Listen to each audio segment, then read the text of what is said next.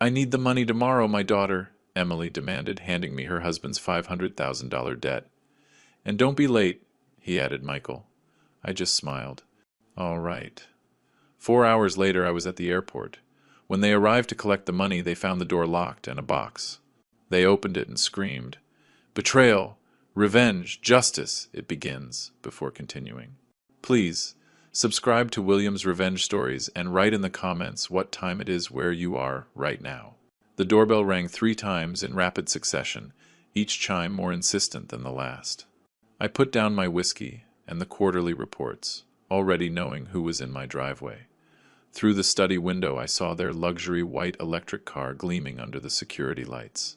Emily only rang the bell like that when she needed money. I walked through the marble foyer, passing by family photos that suddenly seemed like artifacts from someone else's life. Emily at 5 years old, missing her front teeth. Emily at 18, at her high school graduation. Emily at 28, on her wedding day. Every image now seemed to mock my own naivety. She was there with that forced smile, the one that never reached her eyes anymore. Michael loomed behind her, checking his phone with the intensity of a man watching stocks or sports scores. Neither of them looked particularly happy to be here. Daddy, Emily wrapped her arms around me, holding on a second too long. The hug felt calculated, as if she were depositing emotional currency for a later withdrawal. Michael walked right past me without a greeting, his designer shoes echoing against the marble as he headed straight for my leather armchair. My armchair. I followed him into the living room, noticing how Emily nervously adjusted the straps of her designer handbag, the $5,000 one I had bought her last Christmas. Michael had already spread documents over my coffee table, as if he were running a board meeting. Emily sat on the edge of the sofa, her fingers finding the pearl necklace I had given her for her 30th birthday. She always touched it when she was about to ask for something. Can I get you two anything to drink? Water? Wine? I offered, though hospitality was the last thing I felt. Let's get to the point, Robert, Michael said without looking up from his papers. We have a situation. Robert. Not even the courtesy of Mr. Morales. I gripped my whiskey glass tighter and counted backward from 10. An old anger management technique that rarely worked anymore. Emily's voice went high-pitched. Another tell. Daddy, you know we wouldn't come to you unless it was absolutely necessary. You always said family comes first, and we are family. What happened with the investment property in the suburbs? I kept my tone neutral, though my jaw had begun its usual tightening. Michael finally looked up. His expression suggested I had asked about ancient history, market corrections, a temporary setback. But we're not here about that. Emily's wedding ring was spinning on her finger. Her grandmother's ring. Actually, my mother's. Spinning it was her tell when she was lying. It had been since she was 12 and denied breaking Linda's china. The thing is, Emily started, then stopped, and started again. Michael has been working so hard on this new project. A tech startup. Very promising. Revolutionary. Truly. How much? I interrupted. The grandfather clock in the corner ticked 3 long seconds of silence. Michael's cologne, something expensive and overpowering, mingled with the oak and vanilla notes of my whiskey. Emily's heel tapped a nervous rhythm on the marble floor. Really, it's not that much for someone with your assets, Michael said, leaning back in my armchair.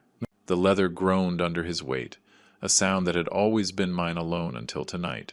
500,000. We need it in our account by tomorrow at noon. The room tilted slightly. My migraine, the one that always started behind my left eye in times of stress, began its familiar pulse. 500, 000. Not 50, 000. Not even 100, 000. $500,000, said as casually as ordering takeout. That's... I started and stopped. Memories flooded in, uninvited. Teaching Emily to ride her bike in the park, her college graduation, walking her down the aisle at that luxury hotel. Had that girl ever existed, or had I imagined her? Daddy, we wouldn't ask if we had any other choice. Emily's fingers moved from her pearls to dab at her eyes, though I noticed no actual tears. The mortgage, the kids' schools.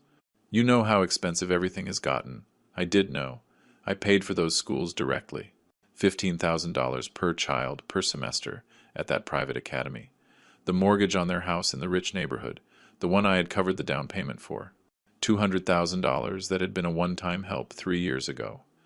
Michael got up, walked to my bar uninvited, and poured himself 3 fingers of my 2 5-year-old scotch. These aren't bank people we're dealing with, Robert. These are serious individuals. I would hate for this to affect your reputation at the country club or the dealerships. The threat hung in the air just like Michael's cologne. Obvious, overwhelming, and nauseating. My blood pressure spiked. The migraine exploded from behind my eye across my skull. The room spun slightly, and I gripped the fireplace mantel to stay upright. "Daddy, you look pale," Emily said. Not with concern, but with calculation, as if she were measuring my weakness for maximum advantage. That's when she said the words that changed everything. "If Mom were alive, she would be ashamed of how you are treating us." The words hung between us like a blade. Emily knew exactly what she was doing. Linda and I had divorced 10 years ago, but Emily still used her memory as a weapon when it suited her. It didn't matter that Linda was living happily in another city with her new husband. It didn't matter that she had warned me about Emily's manipulation. In Emily's version of history, Linda was a saint who would have opened her checkbook without question. "Your mother," I said slowly, "would have told you to get jobs." Michael let out a short laugh from my bar, still holding my scotch like he'd earned it. "Jobs? I'm an entrepreneur, Robert. I create jobs. 3 failed startups in 5 years. A crypto disaster I had warned him about last Christmas. The consulting firm that never consulted anyone. I had funded them all, every single one. Watching the money disappear into Michael's delusions of grandeur. You missed Sarah's recital last month. Emily switched tactics. Her voice trembled with manufactured pain. And Max's soccer tournament. But you have time for your quarterly reports? Those quarterly reports kept her kids in private school, kept her electric car charged, kept her address in the rich neighborhood respectable. But I didn't say that. Instead, I watched Emily's mascara run in 2 perfect streams. She had clearly practiced this performance. Let me get this straight. I let go of the mantle, straightening up despite the migraine. You need $500,000 by tomorrow at noon. For what exactly? Michael and Emily exchanged a look. The kind married couple's perfect after years of coordinated deceit. Michael put down my scotch and returned to the coffee table, shuffling papers with the unconscious rhythm of someone used to handling cards or chips. "Real estate opportunity," he said. "It's time sensitive. We can't miss this window. You just said you lost money in real estate in the suburbs." That was different. Michael's knuckles turned white as he gripped one of the documents. "This is cryptocurrency. This is a sure thing." The slip was small but significant. Crypto, not real estate. The same mistake that cost them $200,000 8 months ago. My left hand started to shake. A new symptom in my 60th year. I stuck it in my pocket. Emily's phone vibrated. She glanced at it, typed quickly, and then placed it face down. "Daddy, we've supported you through so much. When you and Mom got divorced, who was by your side? When the economy crashed in 2020, who helped keep the dealerships running? You were at the beach all that summer," I reminded her, posting about it daily on social media. "That's not fair. The wedding." I started listing, my voice steady despite the building rage. "Sto, nich dollars." The down payment on the house, $200,000. Michael's first startup, $150,000. The second, $80,000. The third, "That's ancient history," Michael interrupted, standing up, trying to use his height as an advantage. "We are talking about our future. Your grandchildren's future. The grandchildren whose tuition I paid directly to the private school." Emily stood up too, grabbing her phone. The staged childhood photo, the one of us at the water park when she was 7, suddenly appeared on the coffee table. She had brought it as a prop. "These aren't just debts, Robert." Michael moved closer, close enough that I could see the small scar above his left eyebrow. "They're obligations. Serious people with serious consequences. By tomorrow at noon, or things get complicated for everyone, your reputation, the dealerships, that nice country club membership. Are you threatening me in my own home?" My voice dropped to barely a whisper. "We are being honest about the reality," Emily said, but her voice faltered. She had never seen me this angry, this controlled. "Daddy, please, we need this. Tomorrow at noon, that's non-negotiable." The room felt suffocating despite the central air. My migraine pounded with every heartbeat. Michael's cologne seemed to thicken the air. Emily's calculated tears had run her eye makeup into something almost theatrical. I looked at them both, my daughter, who had become a stranger, and her husband, who had never pretended to be anything but a parasite. The grandfather clock chimed 9 times. Outside, the city suburbs continued their quiet evening routines, oblivious to the family destruction happening in my living room. "Fine," the word came out flat. "Exhausted. Tomorrow. Now get out." Emily mistook my exhaustion for surrender. She lunged forward, arms outstretched for another hug. I took a step back, letting her arms fall empty. Michael extended his hand for a shake, gripping too hard, establishing a dominance he had never earned. "We knew you would understand," Emily said, collecting her designer bag and her staged photo. "Family first, right, Daddy?" They left without another word, Michael's hand possessively on Emily's lower back, guiding her out like a casino chip he had just won. I stood in the doorway, watching the distinct hum of their electric car fade down the street. The taillights disappeared as they turned the corner onto the main avenue of the neighborhood. I waited exactly 5 minutes after their taillights vanished before making the first call. David Valdez answered on the second ring. Despite the late hour, 25 years of friendship and legal counsel meant he knew my patterns. I never called after 9 unless something was seriously wrong. "They finally crossed the line, didn't they?" His voice held no surprise, only resignation. "Tomorrow at noon," I said, like I'm an ATM with a withdrawal limit they finally exceeded. "The house transfer papers are already filed," David said. I heard the rustle of papers on his end. "They just don't know it yet. Emily's name was never on that deed. Remember? You insisted on keeping it in your name when you paid the down payment." "What about Linda?" I asked. Walking back through my house, seeing it differently now, not as a home but as a stage for tonight's final performance. "She's waiting for your call. She says it's about time you stopped enabling them." I hung up and immediately went to my home office. The migraine had transformed from explosive pain to a cold clarity. My laptop opened to a confirmation email from 3 weeks ago. "Via Las Palmas, Costa Rica, March 17th to April 17th. Your reservation is confirmed. The retirement planning trip would now serve a different purpose." I called the airline, navigating the automated system with practiced efficiency. The morning flight could be moved up to 6:45 a.m. First class still available, 1 passenger. My safe opened with a combination I had never shared, not even with Emily. Inside, organized in labeled folders, lay 20 years of financial documentation. Every check, every wire transfer, every loan. The agreement Michael signed in December 2023, promising this would be the last request. Emily's social media posts from the last year, printed and dated, showing her lavish lifestyle while she claimed poverty. Shopping sprees at the luxury mall, dinners at expensive restaurants, weekend trips to the vineyards. I found an old shipping box in the garage, ordinary and unremarkable. Inside, I arranged 3 sets of documents with a lawyer's precision. First, the deed to their house. Second, the complete loan history. $847,000 over 8 years, meticulously documented. Third, the legal notices David had prepared months ago, hoping we would never need them. At the bottom, I placed a USB drive containing tonight's security footage. The cameras I had installed after a break-in 2 years ago had captured everything. Emily's rehearsed tears, Michael's threats, their coordinated manipulation. On top, I put a single note.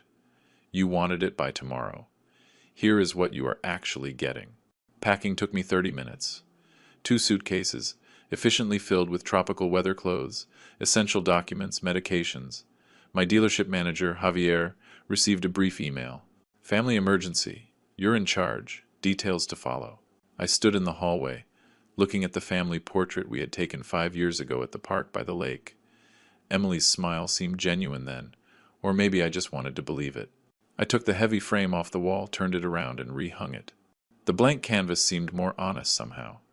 In my room, I took off my college ring, the one Emily used to wear for play when she was a child, pretending she would wear it one day. It went into the box with everything else. The migraine had vanished completely, replaced by something closer to anticipation. My phone showed 3 texts from Emily. I deleted them unread. Michael had called twice, probably to reinforce the deadline for tomorrow. The voicemails could wait forever. I made one more call, this time to Linda in the other city. She answered immediately as if she had been waiting by the phone. "Robert, David called me." "Are you really doing it?" "I should have done this years ago. She's our daughter." Linda's voice carried sadness, not judgment. "But she's not the daughter we raised, is she?" "No, she's not." "The place in Costa Rica? Will you be safe there?" "It's a vacation. A long one. Javier can handle the dealerships. The lawyers can handle everything else." Linda was silent for a moment. "You know she will try to find you." "Let her try. By the time she finds out what's really in that box, I'll be drinking coffee on the beach, deciding if I'll ever come back." We said goodbye without sentimentality. Linda understood what Emily had become, perhaps before I did. Mothers always know. At 11:30 p.m., I was in my dark kitchen, drinking water and studying the refrigerator covered in my grandchildren's drawings. Stick figures labeled Grandpa and me fishing at the lake. A crayon drawing of my dealership with Grandpa's work scrawled underneath. I carefully removed the fishing drawing, folded it, and put it in my wallet. The children were not responsible for their parents' choices. I placed the box on the porch table where they would be sure to see it. The doorbell camera would capture their reaction when they opened it at noon, expecting a check and finding the complete dismantling of their delusions instead. The alarm was set for 4:30 a.m. 6 hours until my new life began. 6.5 hours until theirs fell apart. The alarm cut through the darkness at exactly 4:30 a.m. No snooze button, no hesitation. I had trained myself over 32 years of early dealership meetings to wake up instantly. And today that discipline served a different purpose. The coffee maker clicked to life, already programmed the night before. A dark roast, the kind Emily always complained was too strong when she still visited for breakfast. The ceramic mug warmed my hands. An anniversary gift from her 10 years ago, when she still remembered those dates. Through the kitchen window, the city skyline was beginning its slow wake-up, office buildings lighting up floor by floor while most of the city still slept. I moved through my house with deliberate precision, documenting each room like a detective at a crime scene. The master bedroom still held the portrait of Linda's mother. Emily had always wanted it. She just never asked kindly enough to receive it. Her childhood room, converted to an office long ago. It still displayed her high school trophies. State debate champion. National Honor Society. The daughter I had raised versus the stranger who demanded money 12 hours ago. The pool area looked serene in the pre-dawn light. I had taught Emily to swim there, her fearless 4-year-old splash. Last July, Michael had gotten drunk at our holiday celebration, fell in fully clothed, and then blamed me for the pool's location. Even then, I had cut him the check for his ruined designer watch. The luxury car hummed to life in the garage. I chose it over the electric one. Michael had too many memories in that car, too many assumptions about inheritance. The streets of the wealthy neighborhood were empty, except for the garbage trucks beginning their Saturday routes. I drove past Emily's neighborhood, all the houses dark, peaceful. They were sleeping, probably dreaming of ways to spend my money. The radio played classic rock, and a familiar song filled the cabin. The intersection of the main avenues. I considered calling Linda, but decided against it. David would handle that conversation better than I could. The highway stretched ahead, nearly empty. I passed 3 of my dealerships, their lots full of inventory that would soon be Javier's responsibility. The main location still had my picture in the lobby. That would have to change. Near downtown, I noted Michael's favorite bar, where his gambling connections congregated, where this whole mess had really started. Construction on the main avenue forced a detour onto another street. The city I had built my business in for 3 decades looked different in the pre-dawn darkness, like a set prepared for a play I would no longer be attending. David's office occupied the 42nd floor of the office tower. At 5:30 a.m., the building was mostly empty, save for security and the obsessively ambitious. David was waiting in the conference room with Sarah Chen, his paralegal, documents spread on the table with military precision. A box of donuts sat in the center. Our tradition for major deals since 1999. "You look surprisingly well rested," David observed, sliding the power of attorney across the table. First good night's sleep in months. I signed with my father's fountain pen, the one Emily didn't know existed. Limited scope, I see. Expires in 60 days. Property transfers and financial restructuring only. Can't have you selling my organs, after all.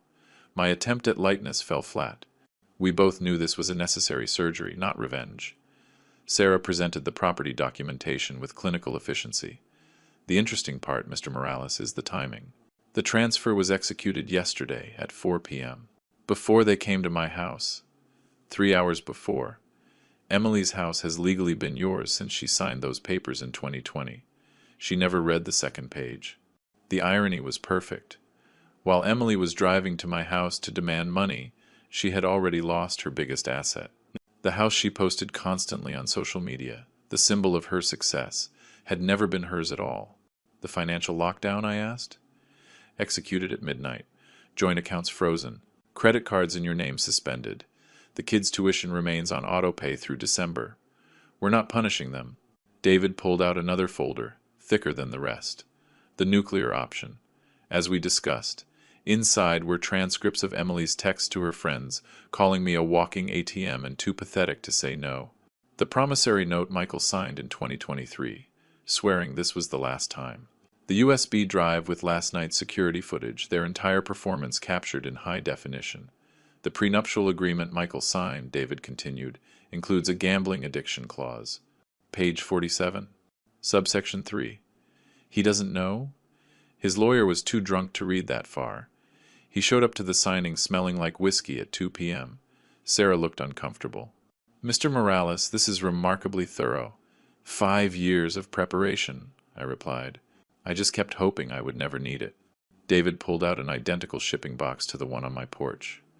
You sure? If she doesn't find yours, this one goes to her office on Monday.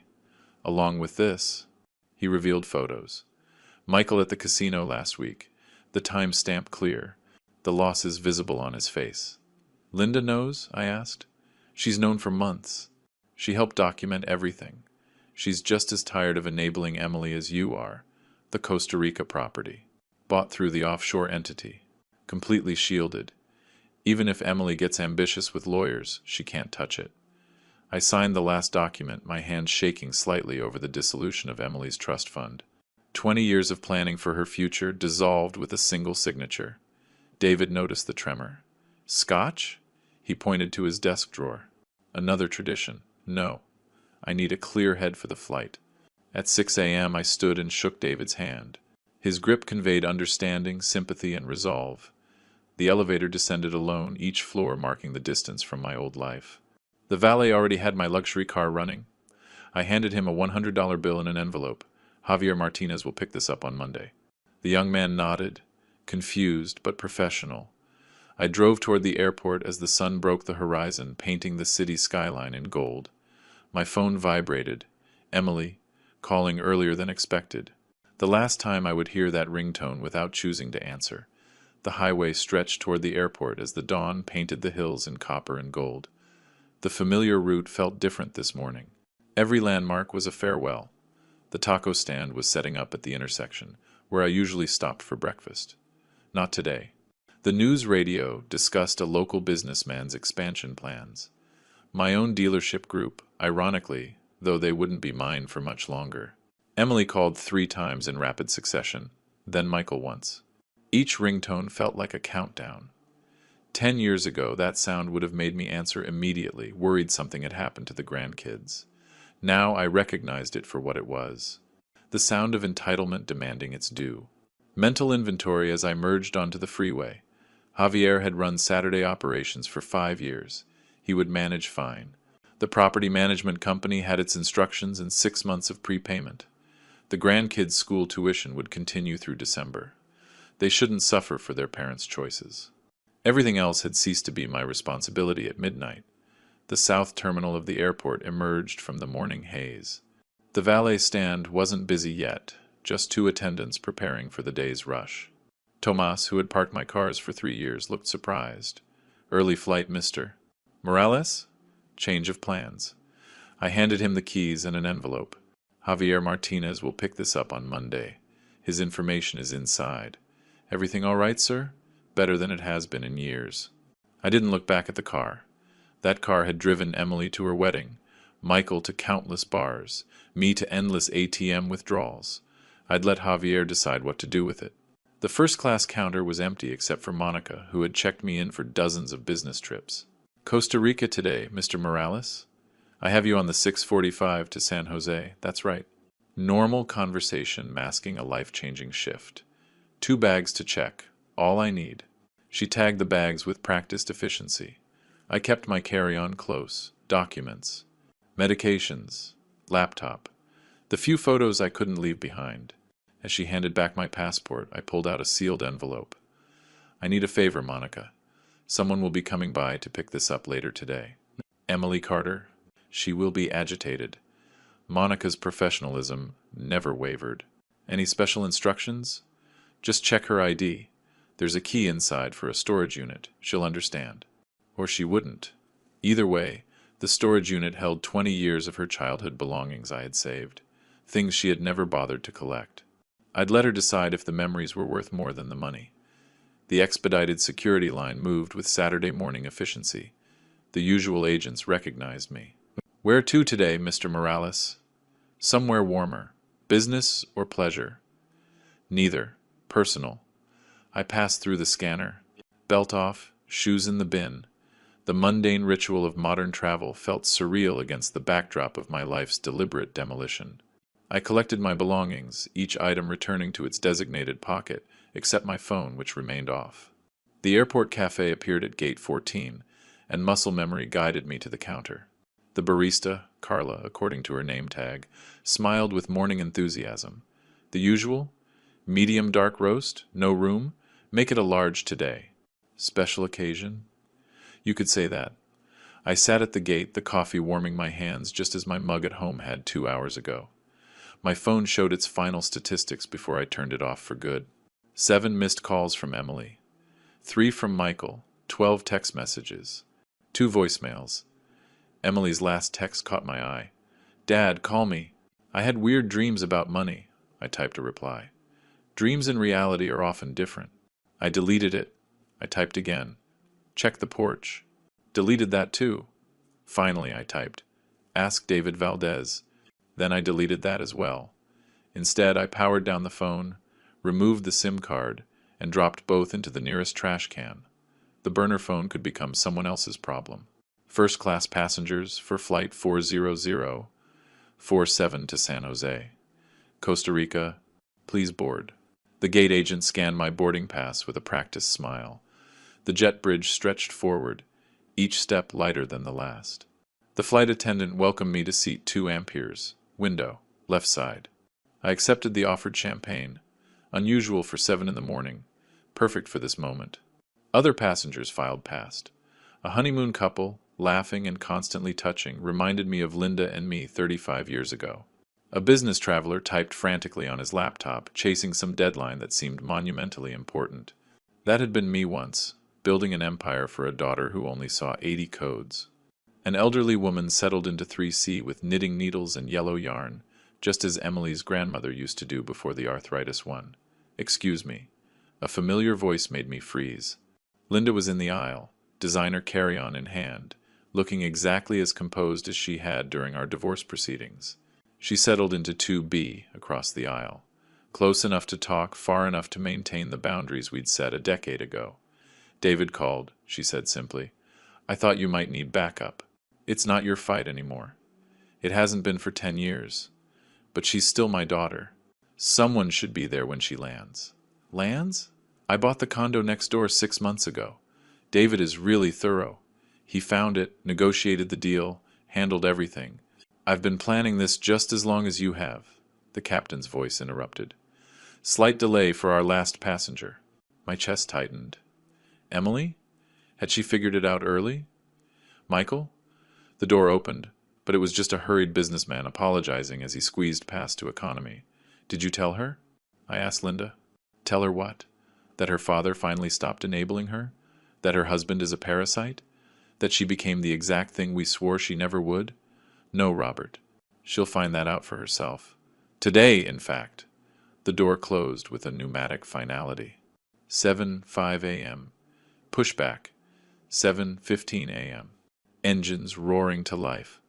The acceleration pressing me back into leather that didn't smell like Michael's cologne or Emily's perfume. The city shrank below. The hills and lakes I had called home for 30 years became abstract geometry. Somewhere down there, Emily's alarm was going off. In 4 hours, she would arrive at my empty house. In 5 hours, she would find the box. In 6 hours, my old life would be completely dismantled. The flight attendant appeared with breakfast menus. Business or pleasure? I considered the question. Neither. It's justice. Linda laughed. The first genuine laugh I had heard from her in years. That's the Robert I married. Welcome back. Below, the state disappeared under the clouds. At exactly noon, when Emily was expecting $500,000, I was having lunch over the Caribbean. Linda read beside me. Both of us finally free from the daughter we had loved and lost years before the money ever ran out. I learned what happened next the way I learned most things about Emily's life. Secondhand, through cameras and witnesses. A father watching his daughter's life like a documentary he couldn't turn off. David sent me the security footage 3 days later. I watched it on my laptop, from the balcony in Costa Rica. The Pacific waves provided an oddly peaceful soundtrack to my daughter's collapse. The timestamp showed 12 p.m. exactly when the first text hit. Your transaction has been completed. That was David confirming the house transfer had been recorded. At that precise moment I was ordering ceviche, and Emily was likely still sleeping off whatever hangover Michael had bought with my previous loan. Based on her Saturday routine, David had documented this too. Emily left her house at 11:30 a.m. The coffee shop charge at 11:47 confirmed it. A $7 latte on the credit card I had canceled at midnight. The decline wouldn't register until Monday, when weekend authorizations processed. Her last purchase on my dime. Mrs. Chen, my neighbor of 15 years, provided the next chapter. She had called David at 12:15 p.m., speaking in her precise English that 40 years in the country hadn't softened. Mr. Valdez, they are here? Emily and the gambling man. They don't know I am watching. The security footage resumes at 12:15 and 23 seconds. Emily's white Mercedes pulled into my driveway with the confidence of someone picking up her allowance. Michael checked his phone. David later confirmed he was following basketball scores, likely planning his next bet with my money. Emily applied lipstick in the mirror, the same shade of red she had worn to ask for her first car at 16, the down payment for her wedding at 28, the $500,000 demand yesterday at 35. They walked to my door like they owned it. Michael carried an empty branded briefcase. $12,000 retail, bought with my money in January. Empty, waiting for cash that would never come. Emily rang the bell at 12:16 and 45 seconds. A normal ring, not the demanding triple press from yesterday. She waited exactly 10 seconds. I knew her patterns. Then she rang again, longer this time. Michael cupped his hands against the side window, peering into my empty kitchen. His car is gone, Emily said, loud enough for Mrs. Chen to hear from her garden. So what? He has 5 cars. Michael's dismissive tone carried across the yard. The lights are on timers. Emily noticed what I had programmed weeks ago. Maybe he went to get cash from the bank. You said noon? It's barely past. They tried the door at 12:18. Emily's key scraped against the lock, unable to find purchase. David's assistant had changed them at 7 a.m., 3 hours after I left for the airport. The confusion on Emily's face was almost worth the decades of manipulation. Michael spotted the box at 12:20 and 33 seconds. Just a shipping package on the porch table. Unremarkable, except for Emily written in black marker on top. He tore it open casually, probably expecting a late birthday gift or an apology present. The first document he pulled out was the deed to their house. His face changed like a time-lapse photograph of fruit, rotting from confusion to disbelief to horror in under 3 seconds. He dropped it, and Michael snatched the paper before it hit the ground. What do you mean? It's in his name. Michael's voice carried to Mrs. Chen's yard. Emily pulled out the spreadsheet next. Every payment, every loan, every gift. Meticulously documented, total, $1,300,000 over 8 years, not including the house. Her hands were shaking as she reached the bottom line. The photographs came next. Michael at the casino last Tuesday. The timestamp clear, his losses written on his face. Then the promissory note he had signed, swearing the December money was the last he would ask for. Emily's text messages to her friends, printed and highlighted. Dad is too pathetic to say no, and he'll cave. He always does. And my personal favorite, I deserve this money more than he does. At 12:23 and 17 seconds, Emily's phone vibrated. The first credit card decline, then another and another. The main card, the gold card, the department store card, all suspended, all in my name. All canceled at midnight while she slept. Michael tried calling someone at 12:24. His bookie David found out later, who informed him that credit extensions required collateral, not promises. Emily slumped onto my porch steps, her designer dress wrinkling against the concrete I had repoured last summer. She found the USB drive at 12:25 and 44 seconds, plugged it into her phone with trembling fingers. Her own voice echoed from the speaker, tinny but clear. Just take what he gives you. He's too pathetic to say no. Then Michael's voice. These aren't bank people, Robert. They're serious individuals. The prenuptial agreement surfaced last. Page 47 was highlighted in yellow. The gambling addiction clause circled in red. Immediate forfeiture of marital assets and gambling debts exceeded $50,000. Michael had passed that threshold 3 years ago. Michael threw his briefcase at my front door at 12:27 and 31 seconds. The handle snapped, the branded leather scattering across my porch. Emily's cry became audible on the recording. Not the pretty tears from yesterday, but raw, ugly sounds from someone realizing she has played herself. Mrs. Chen emerged at 12:28, her 5-foot frame holding her phone like a weapon. I am calling the police if you do not leave. This is my father's house, Emily screamed, mascara creating abstract art on her cheeks. Not anymore. Mr. Morales sent me the property transfer notice this morning. You are trespassing. Michael ran for the car at 12:30, leaving Emily gathering scattered papers, her fortune now just trash on my porch. She left a few behind. The wind would take care of them. Michael peeled out, leaving tire marks in my driveway that the property manager would charge to his account. At 12:30 and 45 seconds, exactly as Emily discovered her inheritance had evaporated, I was looking at the ocean from a beachside restaurant. The waiter had just asked if I was celebrating.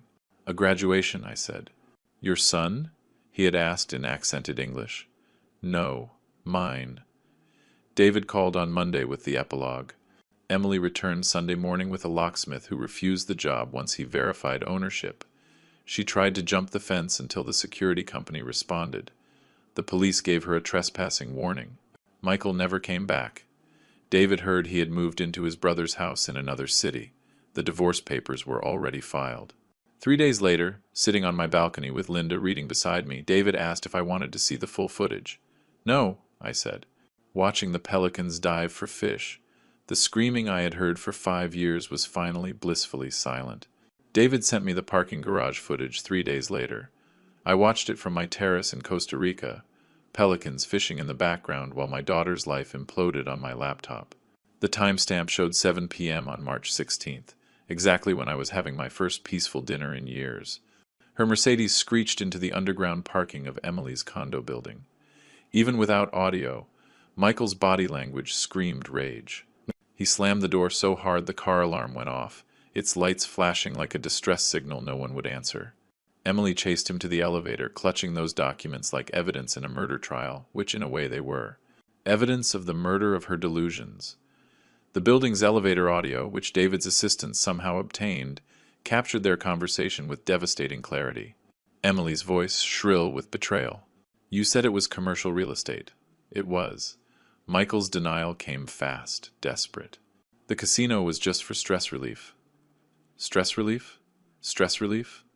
The sound of papers hitting flesh. Then the pleasant ding of the elevator. The doors closing on Emily's raw weeping. By 7:30, Emily had started a social media live stream that would become legendary among the city's social circles. David's assistants screenshotted everything before Emily deleted it. Minutes later, there she was, mascara creating abstract art on her cheeks, wine glass shaking in her manicured hand. When someone you trust betrays you, She held the house deed up to the camera, Michael visible in the background, throwing clothes into a suitcase. When your whole life is built on lies, the wine glass flew across the room, smashing against their wedding photo. End of stream. 47 people watched Emily Carter, the social butterfly of the wealthy neighborhood, self-destruct in real time. 3 were employees from my dealerships who immediately forwarded the recording to David. Michael's mother called my office on Monday morning, her voicemail preserved in David's meticulous records. Mr. Morales, Michael has been missing since Saturday night. Emily says you kidnapped him. A pause, heavy with maternal desperation. I know it's crazy, but do you know where my son is? I didn't, but I knew where he had been. Michael had spent those hours calling everyone he had ever met with money. Country club friends, college buddies, even his ex-girlfriend's father. Each conversation shorter than the last, each rejection adding weight to his desperation. His mother overheard him say, his voice broken, "It's not just about money anymore. These people don't play." Between 8:30 and 10 p.m., Emily dove deep into internet legal advice. Her search history, visible because she had used my online shopping account to access the Wi-Fi, read like a map of denial. Can a father take back a gifted house taxes? How to break power of attorney? Statute of limitations? Financial gifts? Taxes? Emergency bankruptcy? Lawyer city? Can casino debts affect spouse taxes? Cheap divorce lawyer, no retainer. The last search hurt more than I expected. Not because she wanted to divorce Michael, that was long overdue, but because she immediately went looking for someone else to finance it. Raquel, Emily's best friend from college, called Linda around 10 p.m. Emily had finally played the entire USB drive, not just yesterday's pathetic comment. 5 years of family gatherings, birthday parties, and holiday dinners, all secretly recorded. Emily's voice calling me a walking ATM on her 30th birthday. Michael joking about bleeding the old man dry at Christmas dinner. Emily coaching Michael on manipulation tactics before our anniversary dinner. The Christmas toast where they had mockingly thanked good old Dad. The family bank. She played it 3 times, Raquel told Linda, like she couldn't believe it was real. The credit card waterfall began at exactly 10:17 p.m., each decline notification pinging David's monitoring system. Main card declined. Gold card suspended. Store card invalid. Even her coffee shop card deactivated. A food delivery driver filed a complaint the next day. Emily had ordered $200 worth of sushi, planning to pay cash. There was no cash in the house. The driver threatened small claims court while Michael was already at a pawn shop with her jewelry. Emily's social media posts between 11 p.m. and midnight became city gossip legend, each one deleted in minutes, but the screenshots spread like wildfire, betrayed by blood. When your father chooses money over family? Anyone know labor lawyers? Selling designer handbags? Serious inquiries only? The comments she didn't expect came immediately. Her cousin. Didn't you just post from the beach last week? High school friend. I thought your dad bought you everything. Ex-coworker. Aren't you the one who quit working after you got married? While Emily's world unraveled, Linda and I were sitting on the beach terrace playing poker. A local guitarist strummed nearby, and I gave him $100 to play that classic rock song. Linda laughed. The first genuine laugh I had heard from her in years. You're terrible at poker, she observed, taking my chips. I'm free, I replied, and I meant it. Mrs. Chen called David again at 11:45 p.m. Emily had returned to my house, just sitting in her Mercedes in the driveway. Not trying to get in, not raging, just sitting, staring at the dark windows, as if they might suddenly light up with forgiveness. She stayed there for an hour, Mrs. Chen reported. When she finally left at 1 a.m., she looked different, like she had aged 10 years in 10 hours. By midnight on March 16th, Emily had lost access to $2.3 million in assets, discovered $500,000 in hidden family debts, realized Michael had gambled away their savings, found out she never owned her house, and learned her mother had known everything for months. David asked if I felt guilty about the recordings. I told him the only thing I regretted was not starting to record sooner. On Sunday morning, March 17th, Emily stood at the entrance of my office building for 2 hours. Security footage showed her pressing the intercom every few minutes, like a child repeatedly pushing an elevator button, expecting persistence to change reality. She called employees from the company directory she had stolen years ago. Javier blocked her after the third call. Others just didn't answer. By noon, she had moved to the city's international airport, the same terminal where I had dropped her off for college visits, where I had welcomed her home from her honeymoon. Now she was there like a detective, desperately searching for clues to my escape. Airport security wouldn't provide passenger information. The airline required a court order. When she pleaded family emergency, they checked their system. The passenger specifically requested no contact, the agent informed her. David had the airport security video, Emily's face crumbling at those words. Her transportation receipts that afternoon, the last rides before the account was cut off, mapped a citywide path of desperation. The golf club, membership revoked, entry denied. The steakhouse where we had celebrated every major deal. We haven't seen Mr. Morales lately. Even my barber shop on South Avenue. Though it was closed on Sundays, she stood outside, peering through the windows as if strands of my hair could reveal my location. Monday, March 18th, became Emily's legal education day. 4 law firms, 4 identical consultations, each lawyer's expression shifting from interest to sympathy as they reviewed the documents. "This is ironclad," said the first. "You'll need a $10,000 retainer," said the second. "Do you have access to funds?" asked the third. The fourth just shook his head. The 3 p.m. dealership confrontation made it to employee social media. Emily stormed into the main location on Investigation Avenue, demanding answers from Javier. Javier Martinez, 6'3", ex-Marine, remained perfectly calm as she screamed about kidnapping, elder abuse, and theft. When she threw her coffee at the glass door, customers started recording. The brown stain would remain there for 3 days. Javier left it there on principle. Michael's mother's voicemail at 5 p.m. conveyed a mother's worst fears. "Mr. Morales, Michael has been missing since Saturday night. Emily says you kidnapped him. I know it's crazy, but do you know where my son is?" On Tuesday, March 19th, the real creditors arrived. Not bank representatives in polyester suits, but 2 men in Italian leather who knocked politely and spoke quietly. They left a business card with only a phone number. No threats, no violence. Just the weight of unspoken consequences. Emily called Michael 47 times. His phone had been off since Saturday. Her social media stories that afternoon, captured by her sorority sisters, documented the pawnshop tour. Designer bags valued at $30,000, $8,000 in cash.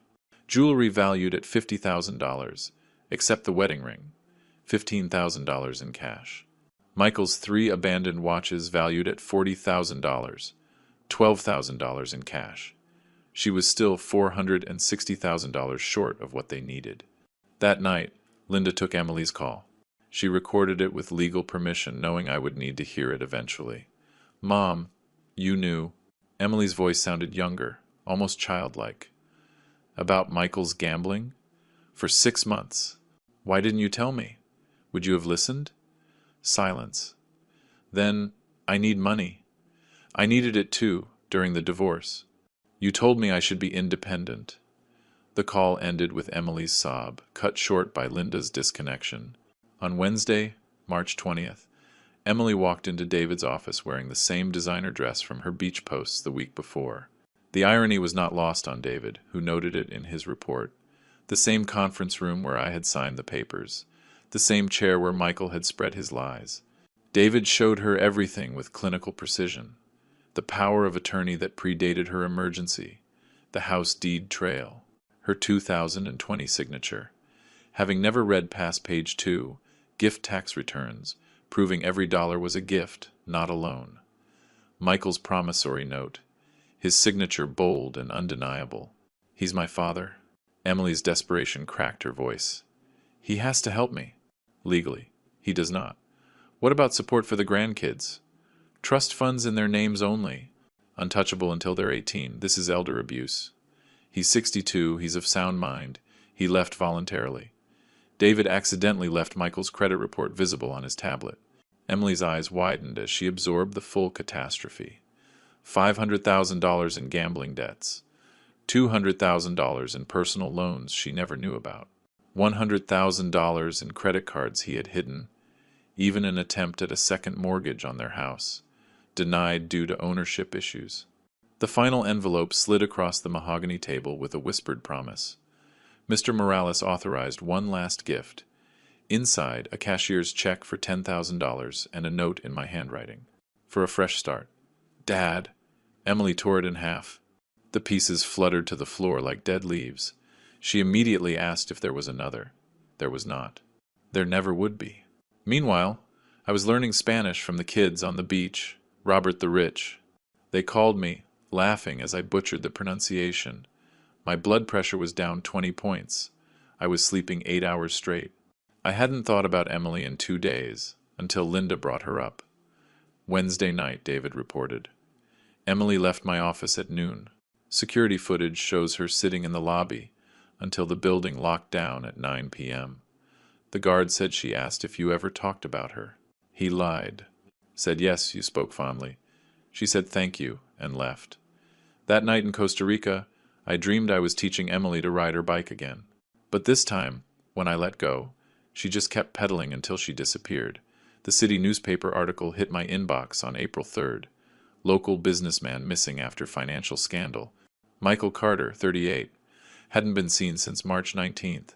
Wife filed a missing person report. Police found no evidence of foul play. His car in the airport long-term parking. A ticket to Las Vegas, purchased but never used. The creditors returned to Emily's condo on April 5th. More insistent this time, according to the police report Emily filed.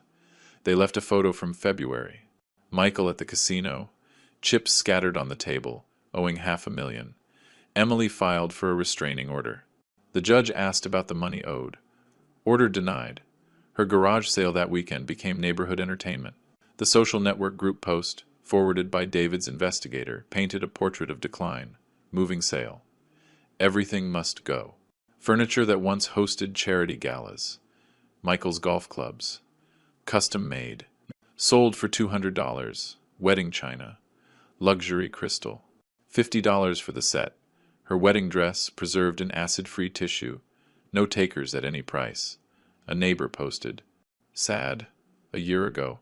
She hosted that charity gala here. Raised $50,000. By mid-April, Emily's job applications flooded the city's job market. 47 positions in 2 weeks. Tracked through professional networks.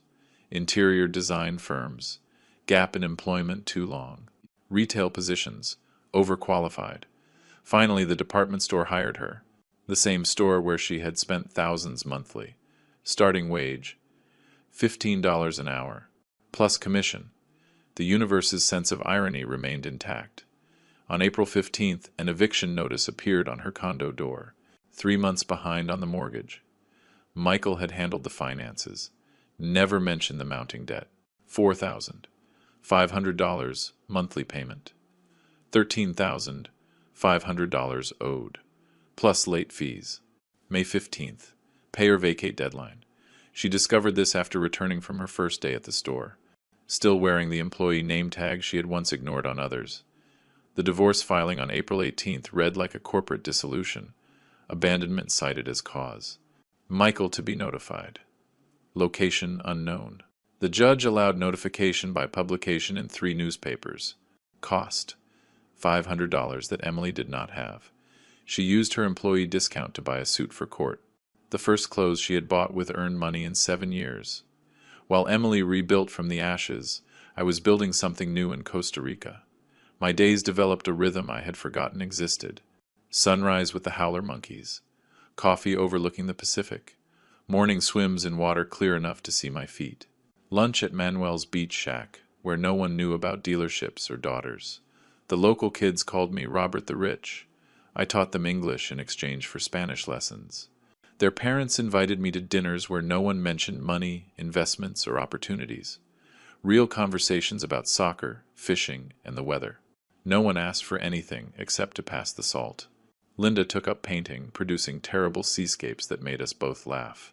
We hadn't laughed together since Emily turned 16 and started seeing us as resources instead of parents.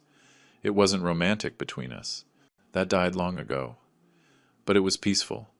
like survivors of the same shipwreck sharing a lifeboat. My transformation shocked the doctor in San Jose. Blood pressure 30 points lower, 20 pounds lost without trying, off 3 medications. What changed? He asked in accented English. Everything and nothing. I stopped funding other people's lives and started living my own. On April 25th, a gossip site broke the news. Missing Texas businessman spotted in Mexico. Michael Carter working at a rental car agency in a border town under a fake name. The photo showed him behind a counter. 10 pounds thinner, no wedding ring. Extradition unlikely for civil debts. Emily commented on the article with just 2 words. Good riddance. On April 27th, Emily finally used the key to the airport storage unit. Manuel reported what she found. Every childhood item I had saved. Photo albums she thought I had discarded. Her grandmother's jewelry assumed lost in the divorce. A $50,000 savings bond in her name, maturing in 1 year, and a note in my handwriting. For when you remember who you were before the money mattered. Dad. The email arrived on April 28th, forwarded by David. Emily's words, carefully chosen. Mr. L. Valdez, please tell my father I found the storage unit. I understand now. I'm sorry. I'm working at the department store. I'm surviving. Maybe that's the lesson. Don't tell him, I asked. But is he happy? Emily. David asked if I should reply. April 29th. Sunset on the beach. Linda reading beside me. The same guitarist from my first night playing nearby. The same spot where Emily was discovering the box that changed everything. Tell her yes, I told David over the phone. Tell her I am happy. And tell her the bond was her mother's idea. Anything else? Tell her I'll be here when she's ready to visit, but she pays for her own ticket. That night, I watched the local families on the beach. 3 generations playing together. No one looking at phones. Everyone engaged in real conversation, poor by my country's standards, rich in every measure that mattered. Emily texted David. Thank you for telling me. Maybe at Christmas if I save enough. The first time in 5 years she had mentioned saving for anything. On April 30th, Manuel's band played at the beach bar. They dedicated a song to Robert the Rich. Not the classic rock one this time, but a local folk song about a man who found treasure by giving it all away. Linda translated with tears in her eyes. It wasn't really about me.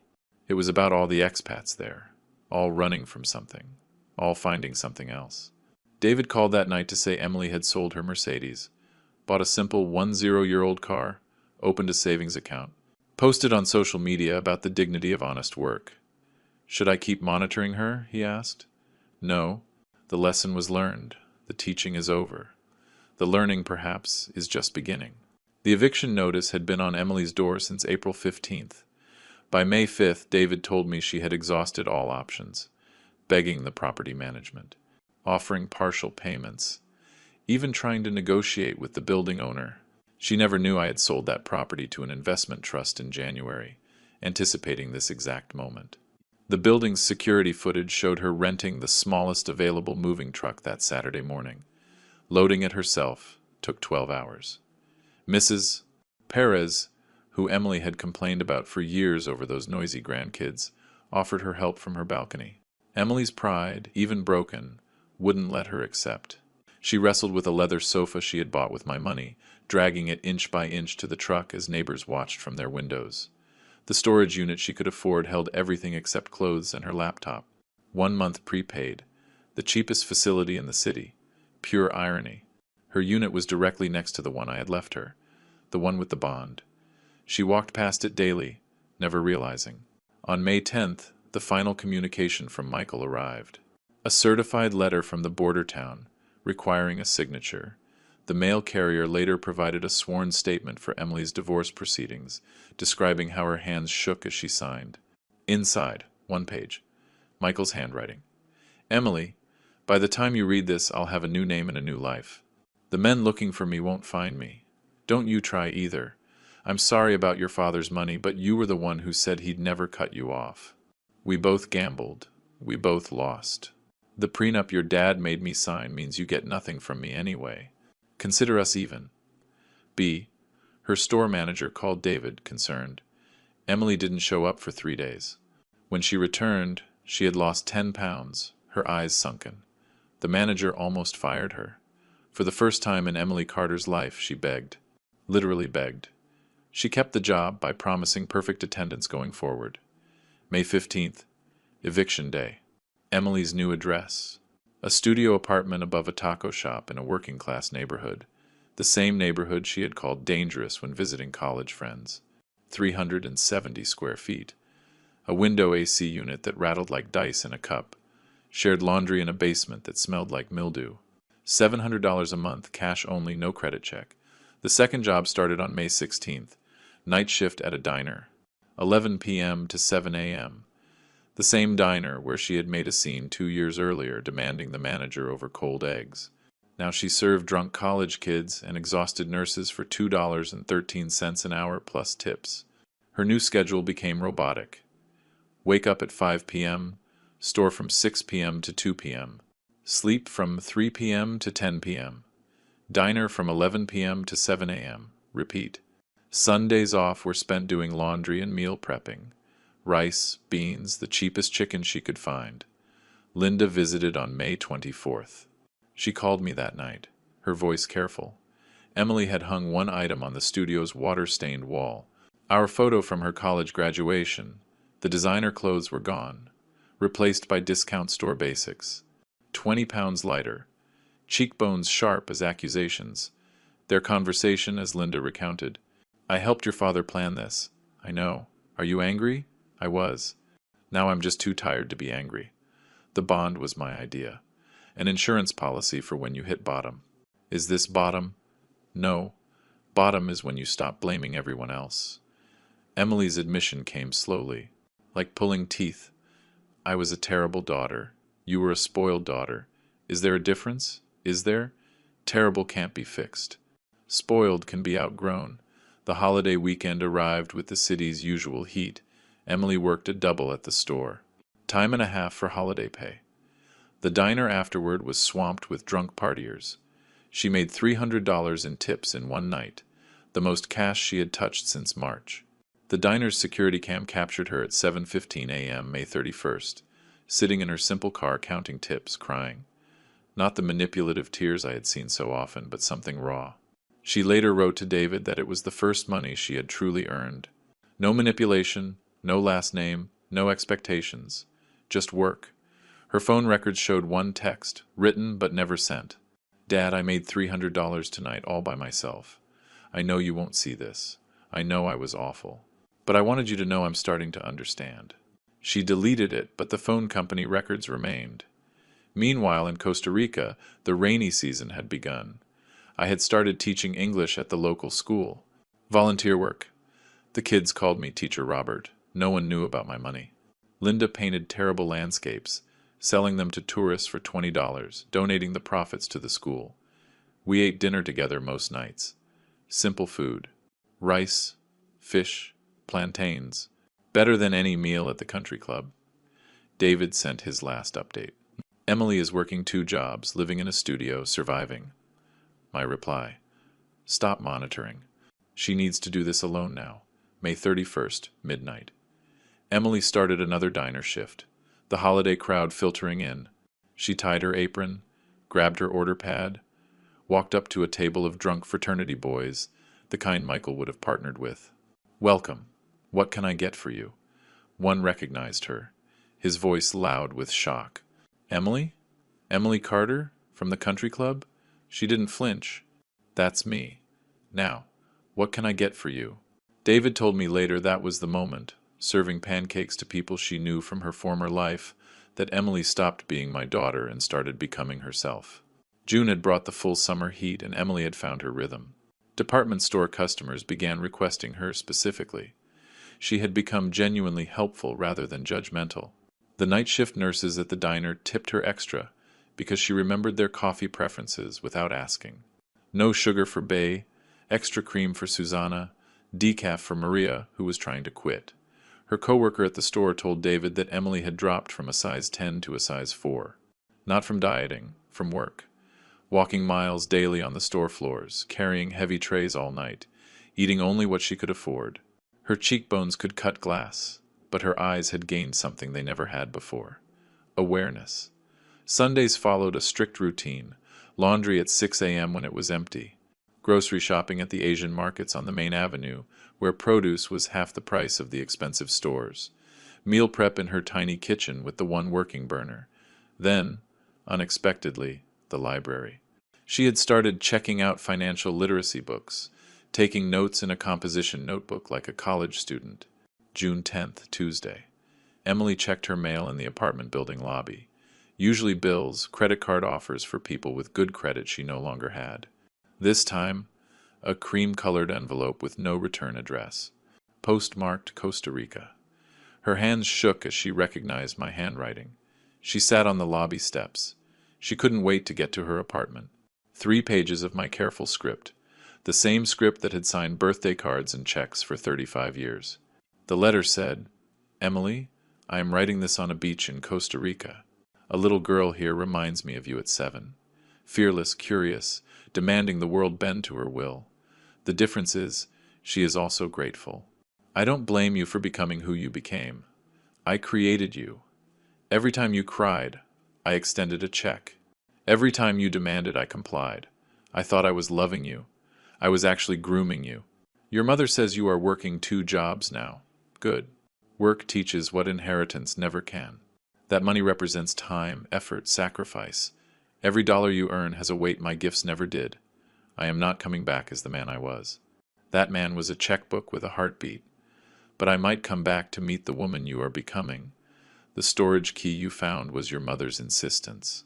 She said you would need something to hold on to. The bond matures in April 2026. By then you will either have learned to live without it, or you will still be the same person waiting for a rescue. Either way, you will have your answer about who you really are. I love you. I always have. But love without respect is just pity. Earn my respect, Emily. More importantly, earn your own. P.S. Your grandmother would be proud of you working at the diner. She was a waitress when she met Grandpa. You never knew that. I was too ashamed to tell you. Now I am ashamed that I was ashamed. Emily carried that letter in her apron pocket for the next week. Her coworker at the diner said she read it on breaks, crying in the bathroom. Not angry tears, but something deeper. She started asking her coworkers about their families, their struggles, actually listening to the answers. She called Linda about the grandmother revelation. Why did no one tell me about Grandma? You never asked about anyone's struggle, only their success. What else don't I know? Everything that matters. The transformation showed in her store performance review. Emily has become our top associate. Customers trust her. She relates to people saving up for special purchases. She understands sacrifice now. They promoted her to department head. $18 an hour. The first promotion she had ever earned instead of been given. June 25th, Emily replied. 5 days. Dozens of drafts. Linda shared excerpts later. Dad, I'm writing this at 3 a.m. between jobs. My feet hurt. My back hurts. I have never been happier. Not champagne and shopping happy. I earned this sandwich happy. Customers asked for me by name happy. I paid my own rent happy. I was so angry when you left. How dare you abandon me? Now I understand you didn't abandon me. You freed me from myself, from what we both had let me become. Michael is gone. Good riddance. He was my mirror, reflecting my worst qualities. We were parasites feeding on each other's entitlement. When the host disappeared, we had nothing. I don't want your money anymore. That's not pride. I'll need the bond to eventually get a better apartment. But I want it to be seed money for the life I'm building, not a rescue from the life I'm living. Come back when you're ready. Not to save me, just to see me. The real me. The one who was buried under designer labels and demands. P.S. I kept one thing from my old life. The photo of us at my graduation. You looked so proud. I want to earn that look again. The letter reached me July 2nd. National Holiday Week. Fitting. I read it on the beach as Linda looked over my shoulder. Does she get it, Linda? Getting it and living it are different things. Give her time. How long? How long did it take you to really change? I'm still changing. Exactly. June 30th. 11 p.m. Emily starting her shift. A regular customer, an old man who always sat alone. He ordered as usual. Tonight, he said something different. You look lighter, dear. Somehow, unburdened. Emily smiled. A real smile. I'm learning to carry my own weight, instead of expecting others to carry it for me. He left a $20 tip on an $8 bill. The note said, "For your education fund. A fellow traveler." I decided that night to go back in August. Not to rescue her. Not to test her. Just to witness who she was becoming when no one was paying her way. I landed at the airport at 10 a.m. on August 15th, 2025. The same gate I had departed from in March. 5 months felt like 5 years. Linda stayed in Costa Rica.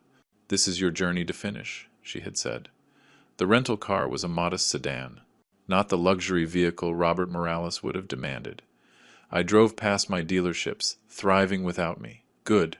I drove past Emily's old condo building, where a new family occupied her old balcony, their happiness unencumbered by debt. I checked into a simple hotel, not the luxury one, part of my new life. Comfort without excess. I called David. I'm here. Does she know? No. I want to see her natural life, not a performance. Department store. She's there until 6. At 4 p.m. I was at the department store in the mall, watching from across the floor. Emily was kneeling by an elderly woman, helping her adjust the fit of a shoe. Patient. Kind. The Emily I knew would have pawned that task off on another associate. She had changed physically. Thin but strong. Moving with purpose instead of entitlement. Her uniform was simple but neat. Hair in a ponytail. No more weekly salon visits. Her makeup-free face was beautiful in a way I had never seen. Honest. At 5:30, I walked up like any customer. Excuse me. I'm looking for comfortable walking shoes. She turned. Froze. Her mouth opened, no words coming out. Then, quietly, Dad. Hello, Emily. Neither of us moved. 5 months of change suspended between us. Then she laughed. Not bitter or hysterical. Just laughed. You're shopping at the department store. You haven't bought your own clothes in 20 years. Things change. Yes, they do. She couldn't leave the floor, so I stayed as a customer. We talked cautiously while she showed me shoes. You look different, I said. I am different. Poverty is an effective diet plan. It's not poverty. It's reality. Same thing when you're used to fantasy. She rang up the shoes, applying her employee discount without my asking. Pride in small gestures. I get off at 6, then the diner at 11. Can we have dinner between shifts? I can't afford to eat out. I'll cook. Where do you live? She hesitated, then gave her address. It's not what you're used to. Neither am I anymore. At 6:30, I walked up the stairs to her studio. She had changed from her uniform into worn jeans and a t-shirt, both clean but clearly secondhand. The apartment was tiny but spotless. 1 chair, 1 stool. She gave me the chair. It's not much, she started. It's yours. That makes it everything. On the wall, our graduation photo. On the counter, my letter. On a small shelf, financial planning books from the library. I cooked pasta with the groceries I had. Basic but fresh. She watched me cook.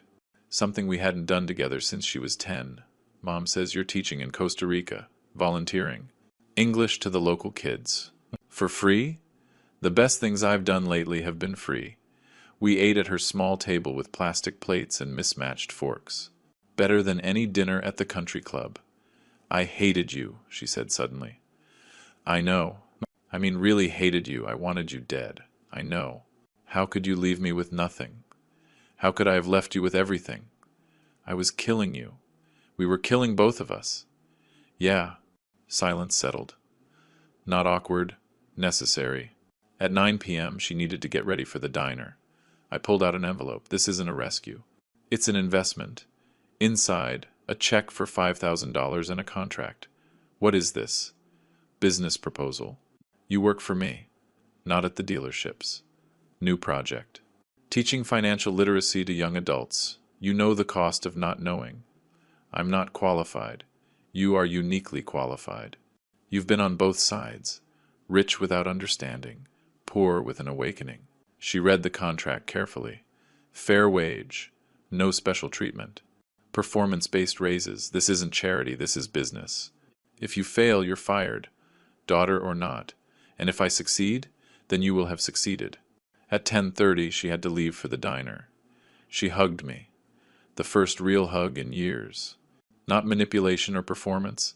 Connection. I'll call you tomorrow, after I read the contract again. Read it 3 times. That's another lesson. I'm learning. We both are. A month later, Emily accepted the position but kept her weekends at the diner for 6 months. She wanted a backup plan. Smart. Her first financial literacy workshop had 12 attendees. A year later, she was speaking at universities. 2 years later, she was writing curricula for school districts. She never touched the bond when it matured, instead using it as a down payment on a house. The cash she used came from her own savings. Michael never returned. Word was he married a wealthy widow in a tourist town, the cycle repeating. Not our problem anymore. At the holiday dinner in 2025, Emily hosted in her studio. Linda brought side dishes. I brought wine. We sat on the floor around her coffee table. Emily raised her glass of water. She was working that night. To family, to lessons learned, Linda added. To starting over, I finished. We clinked glasses, plastic and glass, perfect imperfection. The fortune I had spent my life building was nothing compared to the wealth in that small room. A daughter's respect, earned, not inherited, and the knowledge that sometimes the best gift you can give someone is the chance to save themselves. If you like this story, please like this video. Subscribe to William's Revenge Stories and share your thoughts on this story in the comments. To hear the next story, click the box on the left. Thanks for watching.